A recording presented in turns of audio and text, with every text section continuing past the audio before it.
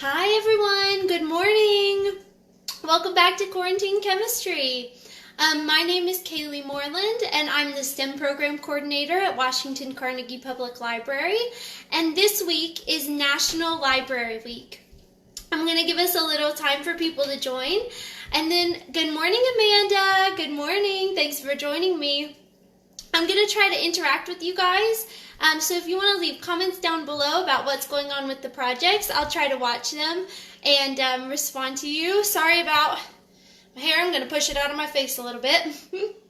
Okay, remember I told you last week that if the comments are blocking your view of the experiment when I flip the screen back and forth, all you have to do is follow me. Swipe your finger. You can't see it. Where's my finger? There it is. Swipe your finger just like that, just like I'm doing. So you're going to swipe it from left to right, and that'll push the comments out of the way. That way you can see the project, okay? So, like I said, this week is National Library Week. Hi, Amanda. So basically what the focus is find your place at the library. Now, because we're in this time of isolation, we're doing quarantine chemistry, they changed the theme to find the library at your place. So what we're doing with these projects is bringing the library to your house. We're doing projects that we would do in the STEM lab, and we're bringing them to your house, making them accessible with items that you already have. I'm so thrilled to be a part of National Library Week. I'm so happy that everyone's pulling together and really making this an unforgettable National Library Week. Who would have expected this is how we would do it? So, we're going to do some projects that you probably wouldn't be able to do at the library, and I just want to forewarn on this, parents, that these projects need parent supervision. And that just means do the projects with your kids. They're super fun. They're wonderful to learn the science behind with your kids. You can explain it to them step by step. I think science is so exciting at any age, so just make sure you're doing these with your kids. And it'll be so much fun for all of you. So the first one we're going to do is water molecule mixing. So the reason why we can't do this one at the library is because it requires boiling water. So I just stuck a cup in the microwave, a mug with some water in it, and I heated it up to boiling. And then we need some icy water. I'm going to flip you around, and we're going to start our experiment. Okay, so as you can see in front of me, I've got 2 glasses, about 3/4 of the way filled with water. Remember, we're using whatever you have, so whatever glasses you have will work. You just want to be able to see through them to be able to see your experiment, okay? So the one on the left is my cold water glass, and the one on the right is my hot water glass. So you can kind of see the precipitation from the hot water meeting the cold air above it. So you can kind of tell that's my hot water glass.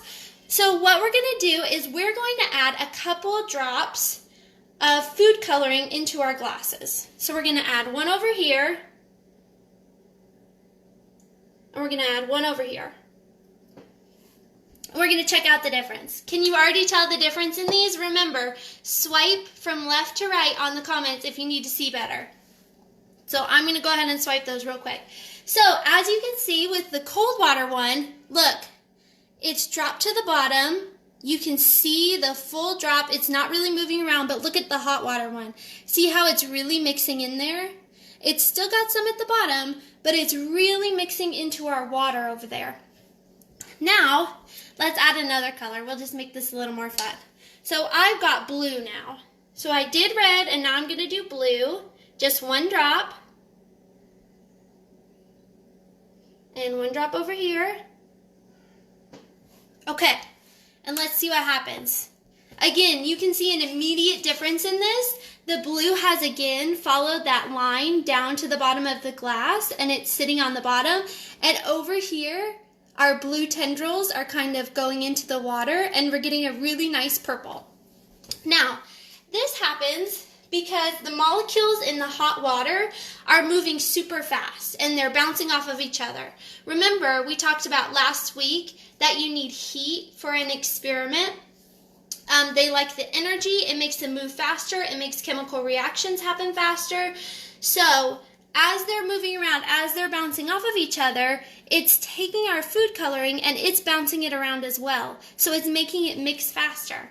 In our cold one, This one is barely moving. I hope you can tell that on the video. I'm trying to look and make sure. This one is barely moving, and it is not mixing because the cold water molecules aren't moving as fast. They don't have the heat, they don't have the energy that they need to get moving, get going, and mix around. So our hot water one is now fully purple, and our cold water one is pretty much clear with just a couple drops that you can see have dropped in there. So that is our water molecule mixing. So all you need for this project are 2 clear glasses, some cold water. I even put ice in my water to make it really cold, some boiling water. Remember, I just stuck that in a mug in the microwave and heated it up till it was boiling, so about 3 minutes probably, and then a couple of food colorings. And I just did them so they would make purple. You can use yellow and blue and make green. If you just have one color, you can use that. And that's really fun, and it really shows what energy and heat do to the water molecules. So our next one we're going to do is a silver egg. I know, I love the name of it. So what we're going to do is take an eggshell, we're going to burn it, and it's going to turn silver. Do you believe me? I hope so. So I'm going to flip you back around, and we're going to slide our other project out of the way. Slide these. Now, I want you to be careful with that boiling cup of water, especially with the glass, because the glass will get nice and warm and we don't want anybody hurt. So, for this project, what you're going to need is, I like to use a candle that's got a flame on it, a thing of water, can you see that? Hopefully. And we're going to need an egg. So, I'm going to use this little thing. I already have a pre-done egg that's poked in the sides, because after you poke it through, you want to rinse and then dry it. So I had to prep this beforehand, but I'm going to show you how to poke through your egg. So you can use a needle, a safety pin, just something to get a hole in your egg. I'm going to use this kind of metal skewer. And what we're going to do is hold our egg kind of like this and tilt it up a little bit. I hope you can see this. And we're going to puncture the bottom of our egg. So like I said, you can use a needle, anything. So I've got a nice hole in the bottom. Then what I'm going to do is take this other skewer, this wooden one, and again, you can kind of use anything. We're going to make this hole a little bit bigger. Now, we don't want to crack our egg, but if you do crack your egg, don't worry. It's not the end of the world. I tested this last night, and you can use a cracked eggshell for it. It's just a little easier to hold it like this. So as you can see, we've got a hole at the bottom. We're going to try to get our egg out. You may have to work a little bit at this, and you probably want to stab through the other side and just really work that egg. That way it'll come out the bottom. Can you kind of see it coming out? Like I said, you're going to have to work it a little bit, but we need this egg for our later project. Someone out there, if you have a better way of doing this, just comment down below. This is just how we're going to do it for our project. I'm going to stab the top a little bit and make it just a little bit bigger. Like I said, this is kind of a slow-moving process. But we're just trying to get all this egg out because we need it. And you can do this with a full egg. It's just not going to work quite as well.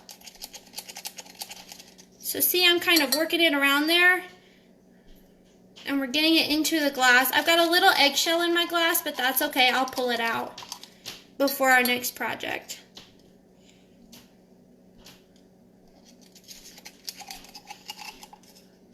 Okay, now I'm going to let this kind of sit and work out. Well, it's almost done, actually. There we go.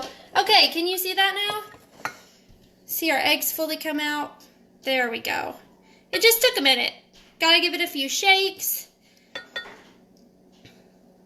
And then what we've got at the end, like I said, you're going to rinse this out, okay? we have got an eggshell that's pretty much emptied. It's got 2 holes in the sides, and we're going to rinse that and we're going to let it dry. So if you want to let this dry overnight, you absolutely can. That's completely up to you. I let mine dry for a couple hours. So that's how I did that. And we're going to set this to the side because we need it for our next experiment. And I'm going to use this egg, and I'm going to stick my skewer through it. My wooden one. You can use your metal one. It's either one. And I'm going to put this over the flame. Now basically what we're trying to do is get the eggshell burnt. We want a nice black layer over it. I've got some tongs so you can kind of flip it.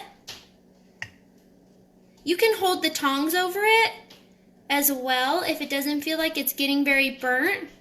That's completely up to you. See, mine is just getting warm, so I'm going to use the tongs. But guys, please be careful with this, okay? I don't want anybody harmed in the making of quarantine chemistry projects. So like I said, we're just going to hold the tongs over it. And my candle's a little bit low, so it may be easier if your candle's higher up.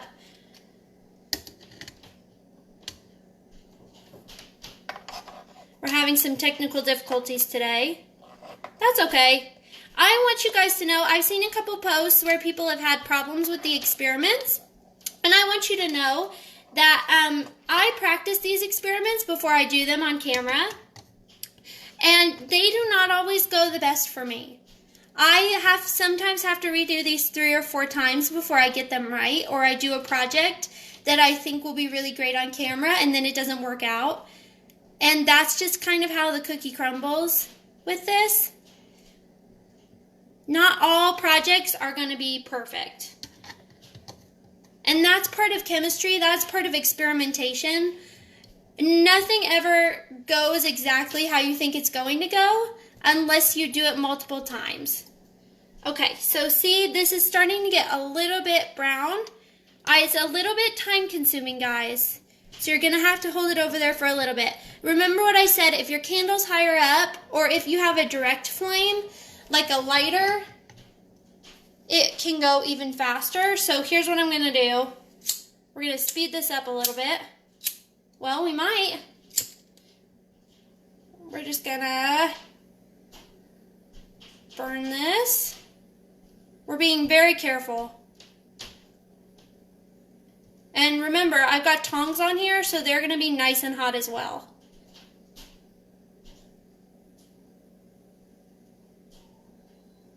So we really want to char this and get it nice and black.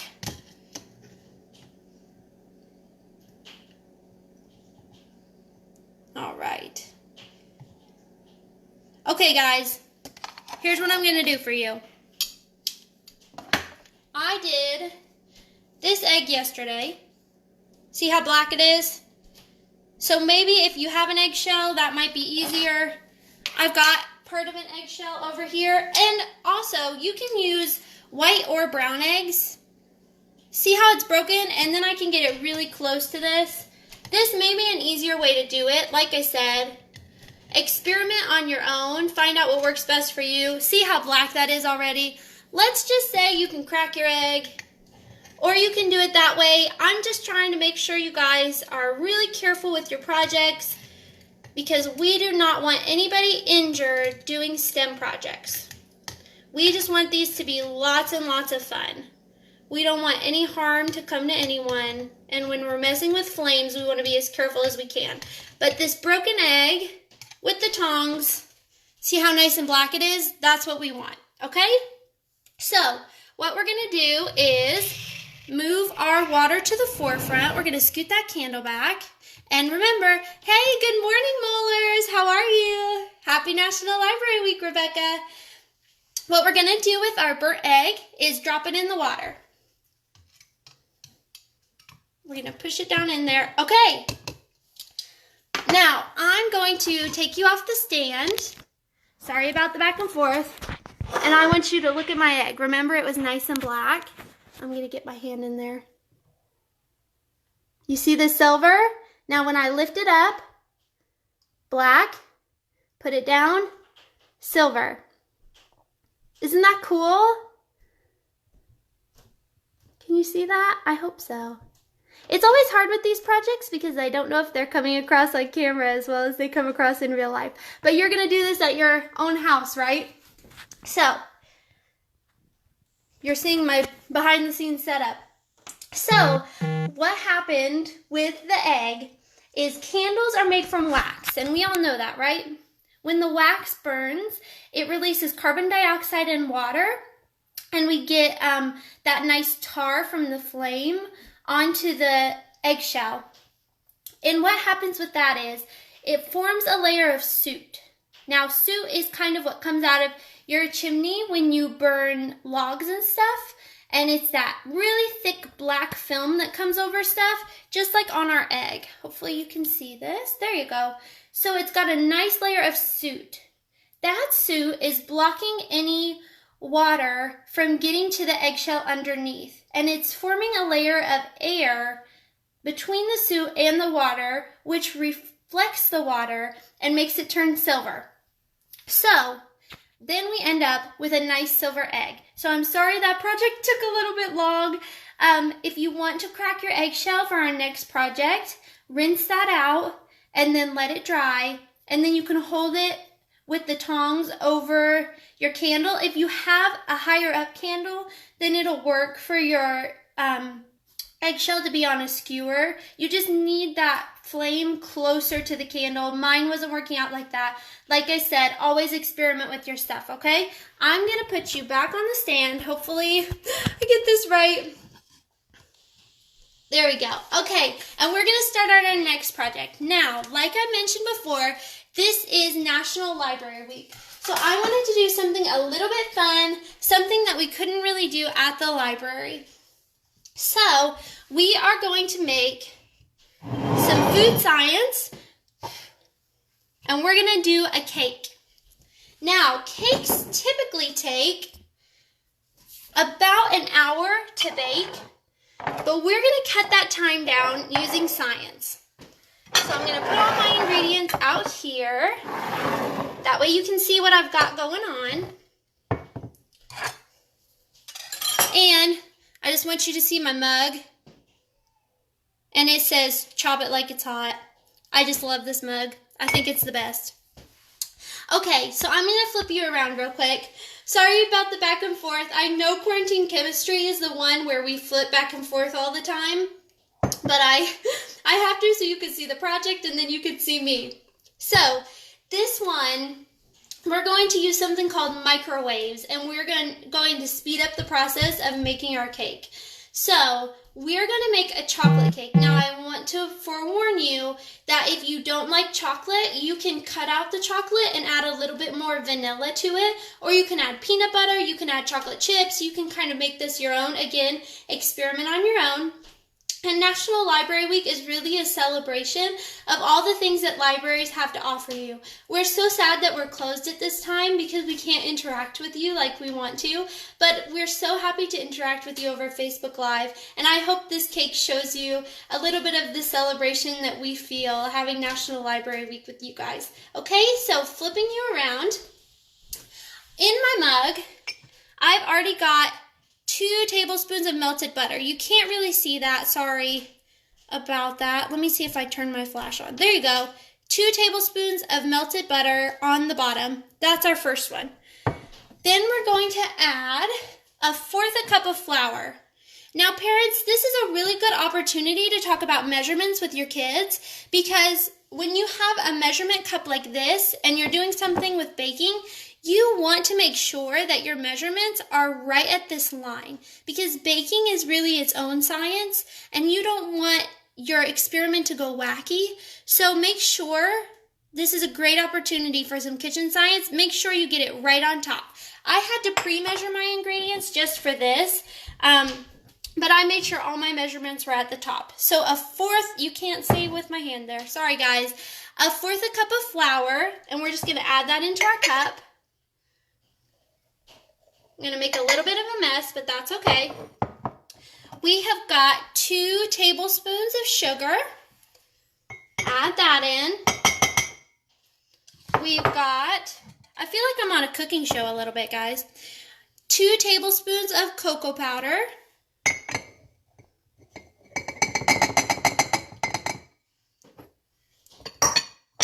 We've got a tablespoon of milk. Add that in. We've got our egg from earlier that we used for our other experiment. Gonna add that in. All right.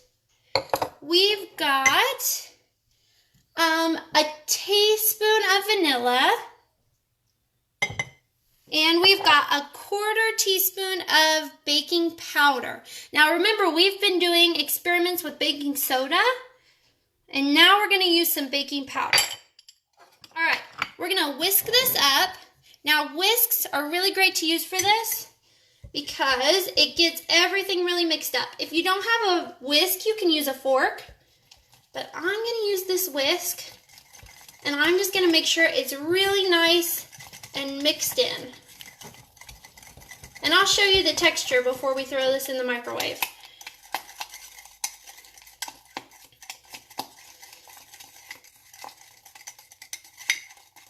All right. Now you can see from off of my whisk, it's a little runny, a little goopy, but it's pretty solid. That's about the consistency that you want. And if you can see it in here, let me turn my flash on again. There you go. And see how it kind of runs, but it's not really running all the way out of the cup like water would. All right, so we're gonna throw this in the microwave for 60 seconds, 1 minute. And I'm already in my kitchen, so I'm gonna throw it in the microwave over here.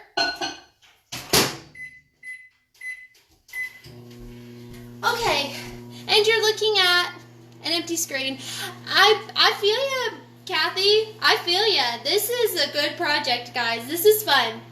Okay, so like I said, cakes usually take about an hour to bake, and you typically bake them around 350 degrees.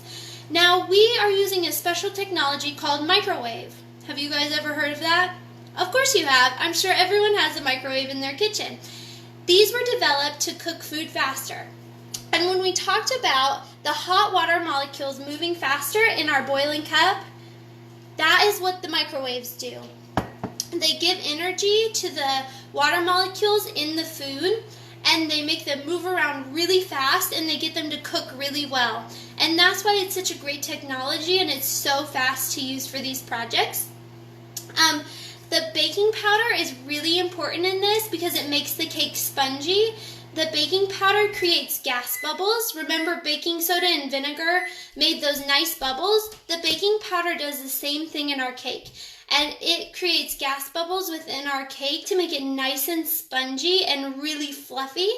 And our egg is really important for holding everything together. It's a protein, and it makes sure everything sticks together. Now, if we didn't have these 2 ingredients, our cake would just be soupy. And like I said, baking is a really important part of chemistry.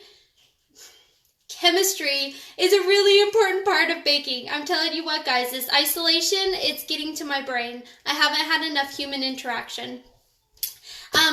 And all the measurements are very important. I will link the measurements below in the comments. That way you can see exactly what the measurements are, or you can rewatch the video and follow through with me. So let's go over to the microwave. I'm gonna get a miniature tour of my kitchen. And in the microwave, we have got, good thing my microwave's clean, this nice, beautiful cake. You can see that the top is a little bit spongy, and it's gonna be delicious, guys. I'm gonna eat that after lunch. Okay, so today, remember, we did water mixing molecules with hot and cold. We made a silver egg, and to celebrate National Library Week, we made a celebratory chocolate cake. And I'll link all the times for those in the comments below if you're watching this later. And thank you so much for joining me. I'm having so much fun with quarantine chemistry. Who knows how much longer this will last. I miss seeing all you guys. I hope you celebrate National Library Week with us by joining all our lives. and just commenting on our posts. Let me know if you do any of these projects. If you do, you can tag me, Kaylee Moreland, or you can tag Washington Carnegie Public Library. I hope you enjoyed, and thank you so much for joining me again, and have such a nice week. Bye, everyone.